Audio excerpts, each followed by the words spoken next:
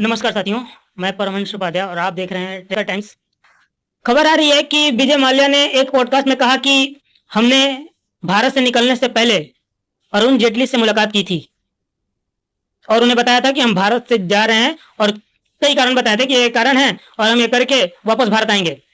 लेकिन हम भारत आते उससे पहले मेरा पासपोर्ट रद्द कर दिया गया। विजय माल्या पे आरोप है कि उन्होंने बैंक के पैसे लोन लिए और लेकर भाग गए। लेकिन विजय माल्या ने कहा कि 6,200 करोड़ की लोन थी और 14,000 करोड़ बैंक वसूल चुकी है। ये गवर्नमेंट का रिपोर्ट है कि गवर्नमेंट ऑफ इंडिया ने इतना लोन लिया। उन्होंने कहा कि मैं भगोड़ा नहीं हूं। विजय माल्या ने यह भी कहा कि हम यह बात प्रूफ करने के लिए कोर्ट में आ सकते हैं, लेकिन आप हमें सिक्योरिटी दो कि हमारे साथ कुछ ऐसा व्यवहार नहीं करोगे जिससे हमें नुकसान हो।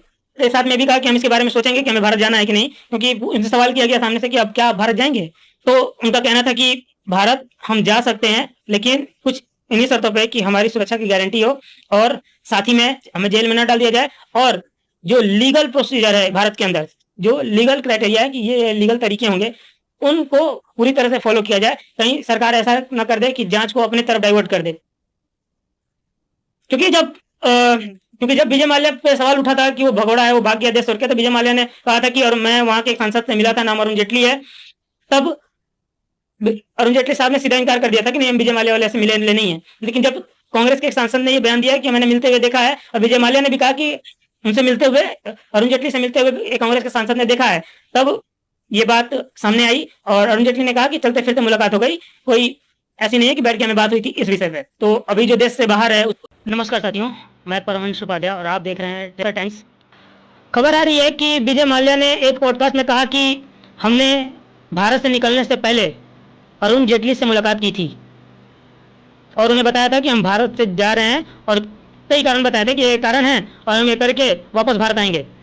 लेकिन हम भारत आते उससे पहले मेरा पासपोर्ट रद्द कर दिया गया। विजय माल्या पे आरोप है कि उन्होंने बैंक के पैसे लोन लिए और लेकर भाग गए। लेकिन विजय माल्या ने कहा कि 6,200 करोड़ की लोन थी और 14,000 करोड़ बैंक वसूल चुकी है। ये गवर्नमेंट का रिपोर्ट है कि गवर्नमेंट ऑफ इंडिया ने इतना लोन लिया। उन्होंने कहा कि मैं भगोड़ा नहीं हूं। विजय माल्या ने यह भी कहा कि हम यह बात प्रूफ करने के लिए कोर्ट में आ सकते हैं, लेकिन आप हमें सिक्योरिटी दो कि हमारे साथ कुछ ऐसा व्यवहार नहीं करोगे जिससे हमें नुकसान हो। साथ में भी कहा कि हम इसके बारे में सोचेंगे कि हमें भारत जाना है कि नहीं, क्योंकि इनसे सवाल किया गया सामने से कि अब क्या आप भारत जाएंगे।